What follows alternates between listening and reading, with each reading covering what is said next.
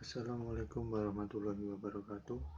Perkenalkan, nama saya Adi Tribudianto dari Prodi Ekonomi Syariah kelas Psikesya A1 dengan NIM 2020 SEK 02. Di sini saya akan sedikit menjelaskan tentang perbedaan antara bank konvensional dan bank syariah.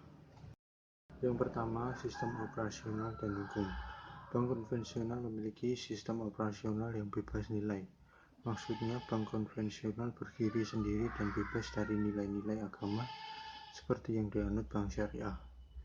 Bank konvensional dapat menjalankan perannya dan bebas melakukan kegiatan apa saja selama mendatangkan keuntungan dan tidak melanggar peraturan perundang-undangan yang berlaku dan peraturan yang dikeluarkan oleh Bank Indonesia atau OJK saja.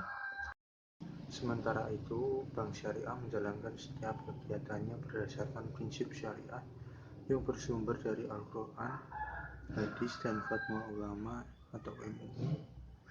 Hukum dari bank syariah juga diatur dalam Undang-Undang Nomor 7 Tahun 1992 tentang perbankan. Kemudian landasan hukum ini diamandemen dengan Undang-Undang Nomor 10 Tahun 1998 dan Tahun 2008, UU Nomor 21 Tahun 2008 tentang perbankan syariah. Undang-undang tersebut menjadi dasar hukum khusus yang mengatur kegiatan perbankan syariah. Di samping itu, bank syariah juga tunduk pada peraturan yang dikeluarkan oleh Bank Indonesia atau OJK serta fatwa yang dikeluarkan oleh DSN MUI. Yang kedua, bunga dan keuntungan. Bank konvensional melakukan berbagai kegiatan dengan berbasis bunga, sedangkan bank syariah tidak mengenal bunga, tetapi menerapkan prinsip untung dan rugi. Jadi keuntungan dan kerugian yang didapat akan ditanggung secara bersama atau kolektif.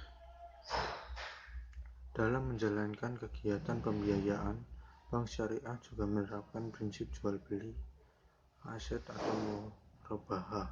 Dari kegiatan jual beli ini, keuntungan bisa didapatkan apabila pembayaran yang dilakukan dengan sistem cicilan, maka harga jual barang atau aset tetap sama dan tidak mengalami perubahan sampai akhir. Berbeda dengan sistem bank konvensional di mana kegiatan pembiayaan, bank konvensional menerapkan sistem kredit. Dalam sistem kredit, harga barang juga mengalami perubahan berdasarkan tingkat suku bunga, sehingga setiap cicilan yang dibayarkan selalu mengalami kenaikan. Yang ketiga, akad transaksi. Pada bank konvensional, perjanjian transaksi mengikuti aturan hukum yang berlaku secara umum. Sementara pada bank syariah, terdapat syarat-syarat yang mengikuti hukum Islam, seperti barang dan jasa yang harus jelas dan halal, tempat penyerahan yang jelas, serta status kepemilikan barang yang harus sepenuhnya dimiliki oleh penjual, dan lainnya. Transaksi juga bergantung pada akad yang dipilih pada saat awal transaksi. Dalam akad ini harus jelas dan transparan sehingga kedua belah pihak tahu hak dan kewajiban masing-masing. Yang keempat, pengelolaan dana. Dalam bank konvensional, pengelolaan dana ini bisa dilakukan pada berbagai lini bisnis yang dianggap aman dan menguntungkan. Selama pengelolaan dana ini tidak menyalahi aturan atau hukum yang berlaku, maka pihak bank memiliki kebebasan untuk menjalankan dan mengelola dana dalam berbagai lini bisnis yang dianggap bisa memberikan keuntungan yang paling maksimal. Sementara pada bank syariah, dana nasabah yang diterima dalam bentuk titipan ataupun investasi tidak bisa dikelola pada semua lini bisnis secara sembarangan. Pengelolaan dan investasi yang dilakukan pada bank syariah harus memenuhi aturan syariat Islam.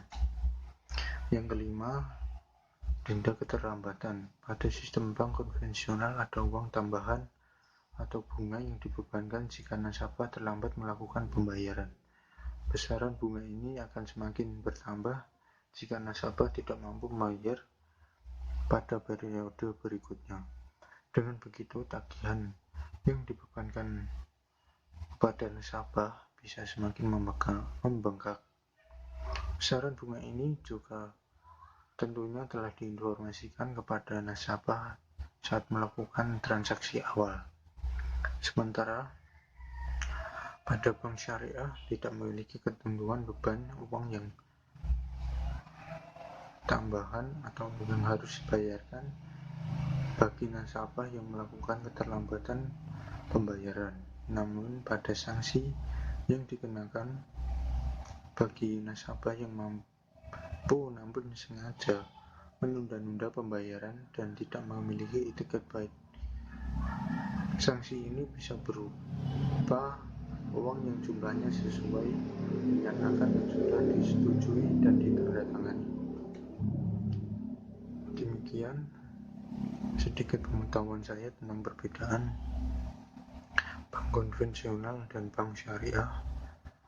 Ada kurang lebihnya mohon maaf. Wassalamualaikum warahmatullahi wabarakatuh.